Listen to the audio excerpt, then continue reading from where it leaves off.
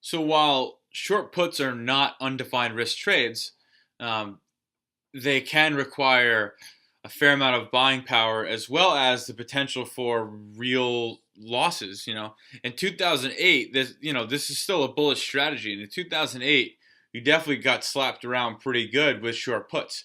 The worst short put in that time resulted in $1,000 loss. That's more than a lot of people would like. While it's still a mega profitable strategy, a lot of people want to know, like, hey, maybe I could put a stop loss in there to see if it can mitigate some of my losses, right? So obviously we know what a short put is. We want to sell a put and have either prices go up, the put expire out of the money, or implied volatility go down. So that's how we make money. So now, again, a lot of people are saying, Steven, I want to know about what type of stop loss I can have. I know you've done this for all your other strategies. Let's see how we can do it here with the short puts. So what we did was we did the same thing we've done other times, right? So we held it until expiration, or we just bought it back for 50% of the max credit, right? And then we wanted to compare those against some times where we had stop losses. So if we're selling the one standard deviation put every single day, right? So the 234 put, the 100% stop loss is going to be at, if the value of the put gets to 222, the 200% stop loss is going to be if the value of the put gets to 333, and the 300% stop loss is going to be if the value of the put gets to 444, right? So that's what we want. That's what we want it to be, and that's where the stop losses are. And we're going to do this again, just like everything, in the monthly expiration cycle closes to 50 days from expiring, right? That's all we're going to do here. Let's look at the results, right? So when we do this trade, again, this is a bullish strategy in a bull market. So it's going to work rain or shine. And if we hold it until expiration, we're right for $1.36 per day, right? That's really good. Our largest loss, again, is close to 1,000. However, if all we do is buy it back for 50% of the max credit, we're right for $267 per day.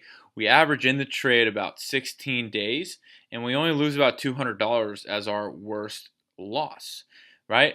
If we buy it back for 100% of the credit we received, right, we're right only for $1.33 per day, and actually our largest loss is still larger. Our largest loss is still larger than that of without having a stop loss. If we have the 200% stop loss, we're right for $1.52 per day, and our largest loss is still about $400. And the same goes for the 300% stop loss. We're right at $1.38 per day, so worse than the 200% stop loss, and our largest loss is greater at $620. So it's actually interesting because having a stop loss only makes your losses larger. And one of the reasons for that is because when you have a stop loss, it stops you out at pretty much a maximum loss, at a very sizable loss, right? So again, stop losses don't have any place in the short put strategy.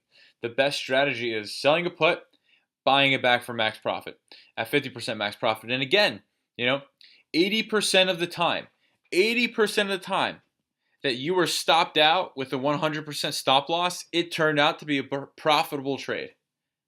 62% of the time you were stopped out on a 200% stop loss trade, it came back to being profitable.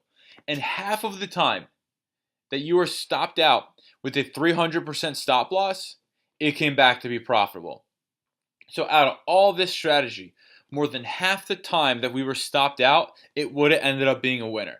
This is why the profitability of just managing your winners and having nothing to do with stop losses is double profitability than any stop loss we can find. So if you're going to put this trade on, just put it on, no stop losses. I'll see you in the next lesson.